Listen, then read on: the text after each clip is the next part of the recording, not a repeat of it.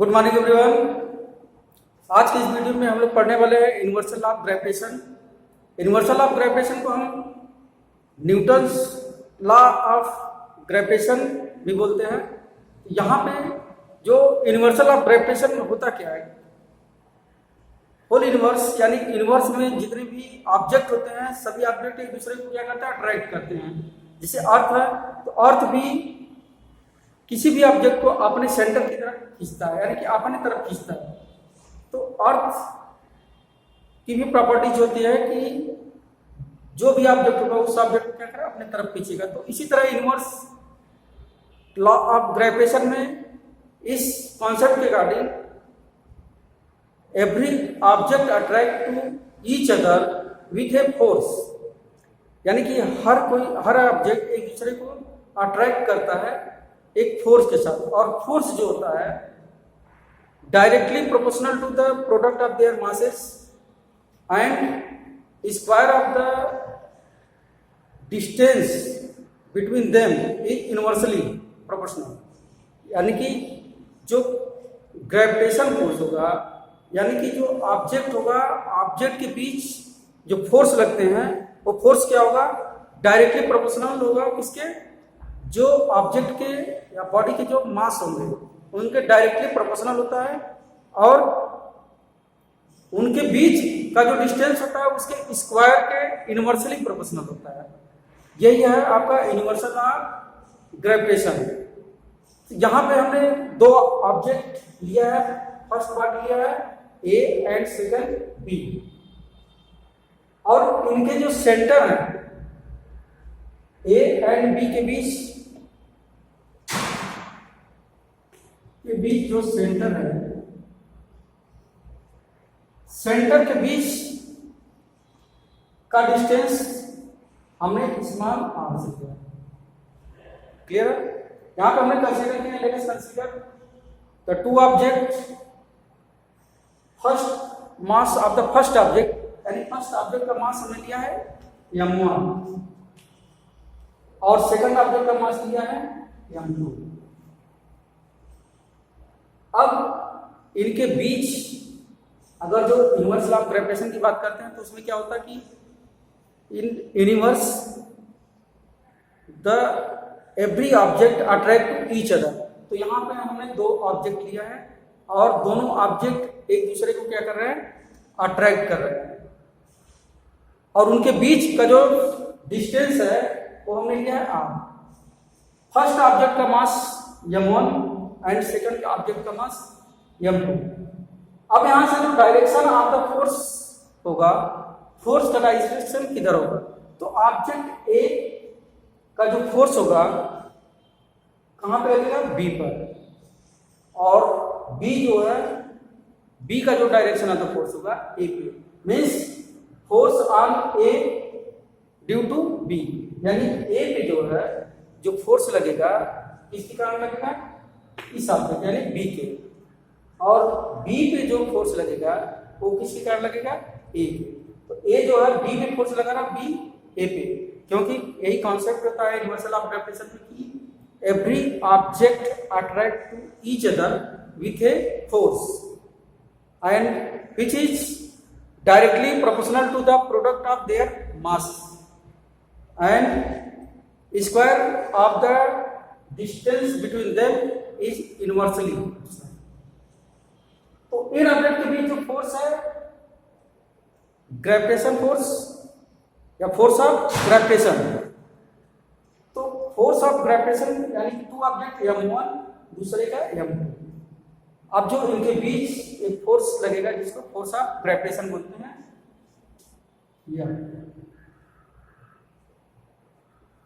Clear है? तो first concept होता है कि force of gravitation is directly proportional to the product of their masses, यानी कि product of their masses means क्या है, इनका मास m1 है ए का एंड बी का मास m2। तो इनके बीच का जो प्रोडक्ट होगा, मास का प्रोडक्ट होगा, तो क्या हो जाएगा m1 m2, प्रोडक्ट मींस क्या होता है, मल्टीप्लाई। तो फर्स्ट का मास m1 और सेकंड का मास बी का मास m2, तो यह directly proportional to m1 m1 m2, that is the first equation. Second क्या बताया गया है कि इनके बीच जो फोर्स लगता है, जो डिस्टेंस होगा इन ऑब्जेक्ट के सेंटर के बीच का जो डिस्टेंस होगा उसके स्क्वायर के inversely proportional. Inversely proportional means इनके बीच का डिस्टेंस क्या है, r है, और इनके बीच जो ग्रेविटेशन फोर्स लग रहा है यह inversely proportional 1/r², that is the second. Clear है? According to the universal of the gravitation force between two bodies, the gravitation force is directly proportional to the product of their masses, and square of the distance between them is inversely proportional. या gravitation force is inversely proportional to the square of the distance from their center, यानी उनके centre से के बीच का जो distance है उसके square के इनवर्सली प्रोपोर्शनल। तो यह प्रोपोर्शनल 1/r²। अब यहां से लेते हैं फ्रॉम इक्वेशन 1 एंड 2 को कंबाइन करते हैं। कंबाइन करेंगे बिना लिए तो फ्रॉम इक्वेशन 1 एंड 2, यानी कि फ्रॉम इक्वेशन 1 एंड 2 को क्या करते हैं, कंबाइन करते हैं। कंबाइन करेंगे तो force F inversely m1 m2 r²। Clear है? अब यहां पे दोनों को कंबाइन करने के बाद क्या होता है, F proportional to m1 m2 by r², यानी m1 m2 इंटू 1/r², तो m1 m2 बाई r²। अब यहाँ पे जो प्रोपोर्शनल की साइन होती है उसको हम जब रिमूव करते हैं तो क्या लेते हैं, कोई ना कोई कांस्टेंट लेते हैं। तो यहाँ पे ये जब हटेगा equal, F equal to g m1 m2 by r², यानी कि F प्रोपोर्शनल की साइन हटाए तो यहाँ पे क्या होगा, g। ये जी के कैपिटल जी होता है, कैपिटल जी क्या होता है, gravitational constant, that is the gravitational constant. तो F equal to g m1 m2 by r², और ये कैपिटल जी क्या होता है, ग्रेविटेशनल कांस्टेंट। अब इसके प्रॉपर्टीज की बात करते हैं कि अगर जो इनके बीच का डिस्टेंस क्या करते हैं, इंक्रीज करते हैं, यानी कि बढ़ाते हैं। तो यहां पे अगर इनके बीच के डिस्टेंस क्या करते हैं, डबल करते हैं, ट्वाइस, यानी कि ऑब्जेक्ट ए एंड बी के बीच का डिस्टेंस डबल कर देते हैं, ट्वाइस करते हैं। उस कंडीशन में जो ग्रेविटेशन फोर्स होगा वो क्या होगा, 1/4। जिसे यहाँ पे r है, अगर जो हम इसको क्या करते हैं, इसका डिस्टेंस डबल कर देते हैं, यानी क्या, डबल मीन्स 2r। तो यहां से देख सकते हैं कि F equal to g m1 m2 by, अब ये डिस्टेंस क्या कर रहे हैं, डबल कर देना है, ट्वाइस कर देना है, 2r। तो क्या हो जाएगा, g m1 m2 by 4r²। अब यहां से g m1 m2 by 4r², then F equal to g m1 m2 by 4r²। अब ये g m1 m2 by r² क्या है, ग्रेविटेशनल। तो ये क्या हो गया, new gravitation of the force. तो यहां पे हो जाएगा g m1 m2 बाई आर स्क्वायर 1/4। क्लियर है? यानी कि क्लियर हो गया कि जो ग्रेविटेशन फोर्स है वो क्या हो गया, 1/4 हो जाएगा। मीन्स अगर इनके बीच का डिस्टेंस क्या करते हैं, डबल करते हैं, ट्वाइस करते हैं, तो ग्रेविटेशन फोर्स जो होगा, फोर्स ऑफ ग्रेविटेशन होगा, वो क्या हो जाएगा, 1/4। क्लियर है? अब यहां पे नेक्स्ट, अगर जो ग्रेविटेशन उनके बीच का डिस्टेंस हाफ कर देते हैं, ठीक है, यानी हाफ मीन्स ये डिस्टेंस इनका क्या है, r है। अब क्या करेंगे, r/2 कर देंगे। तो r/2 करने पे क्या हो जाएगा, अब इनके बीच जो डिस्टेंस है उसको क्या करते हैं, हाफ कर देते हैं, यानी कि r/2। तो force of gravitation force of gravitation यानी F equal to G(m1 m2/r square. Clear है? यानी कि डिस्टेंस क्या कर रहे हैं, हाफ यानी आधा कर दे रहे हैं, यानी कि r था, अब क्या हो गया, r/2। तब देखिए F dash equal to G(m1 m2/r square r/2 square, then F dash equal to 2 square 4 यानी 4 यहाँ पे से G(m1 m2/r स्क्वायर/4। अब ये 4 ऊपर जाएगा, means 4 G(m1 m2/r square, then F dash equal to 4। ये जो है G(m1 m2/r स्क्वायर की जगह पे हम क्या लिख सकते हैं, देन 4 इंटू। क्लियर है? यानी कि जो ग्रेविटेशन फोर्स ऑफ ग्रेविटेशन था, अगर जो डिस्टेंस हाफ करते हैं तो उसका कितना टाइम्स हो गया, 4 टाइम्स। तो distance between the object is half, यानी इनके बीच का डिस्टेंस क्या कर रहे हैं, आधा कर दे रहे हैं।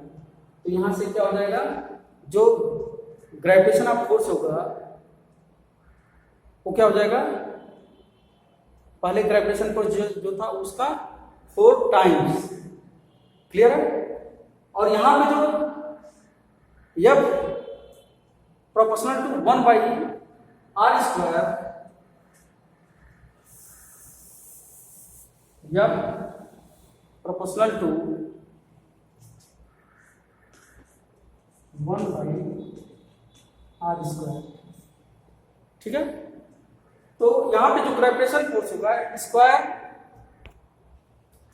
अब यहां पे जो ग्रेविटेशन फोर्स होगा, ग्रेविटेशन फोर्स जो मास है, ठीक है, यानी कि ग्रेविटेशन या अगर जो यहां पे हम डिस्टेंस को कांस्टेंट करते हैं तो डिस्टेंस को कांस्टेंट करेंगे, यानी डिस्टेंस में कोई चेंजिंग नहीं होगी, तो F proportional to the m1 m2, यानी gravitation force is directly proportional to the product of their masses if the distance between them is constant, यानी कांस्टेंट करते हैं तो इनका जो प्रोडक्ट होगा वो क्या होगा, प्रोपोर्शनल हो जाएगा।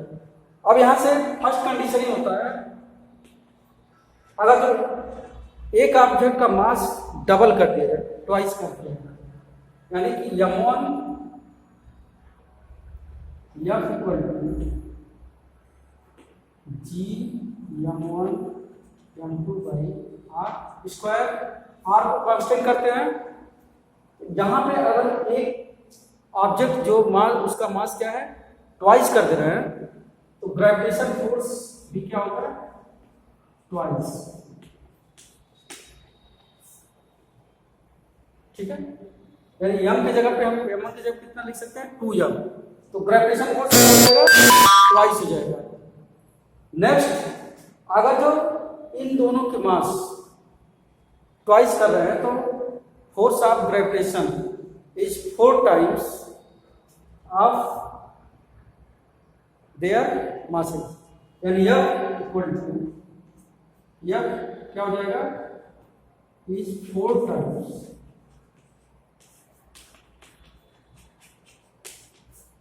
क्लियर? यानी यम के जगह पे यहाँ पे हमारे 2m, इसका भी मास का ट्वाइस कर देंगे। तो जब प्रोडक्ट का मास यहाँ पे मल्टीप्लाई होगा यानी m1 m2 यह 2m into 2m, then 2 into 2 4 m1 m2। तो कितने टाइम्स जाएगा? 4 टाइम्स। ये था आपका जो है यूनिवर्सल ऑफ द ग्रेविटेशन। तो यूनिवर्सल ऑफ द ग्रेविटेशन में क्लियर हो चुका है कि according to this law every object in universe attract each other with a force which is directly proportional to the product of their masses and inversely proportional to the square of distance between them। यानी कि whole universe यानी universe में जितने भी object होते हैं हर एक दूसरे को क्या करते हैं? अट्रैक्ट करते हैं। अगर दो ऑब्जेक्ट क्या हुआ है, एक का मास m1 दूसरे का मास m2 है, तो ऑब्जेक्ट ए जो है ऑब्जेक्ट बी पे क्या करेगा? फोर्स लगाएगा एंड बी ए पे। तो उनके बीच ये फोर्स क्या होता है? ग्रेविटेशन फोर्स होता है। और फोर्स ऑफ ग्रेविटेशन जो होगा directly proportional to product of their masses. तो जो फोर्स लगेगा ग्रेविटेशन फोर्स ये इनके मास के जो है डायरेक्टली प्रोपोर्शनल यानी प्रोडक्ट ऑफ देयर मासेस। तो दोनों का मास का जो प्रोडक्ट यानी मल्टीप्लाई होगा उनके क्या होगा? Directly proportional.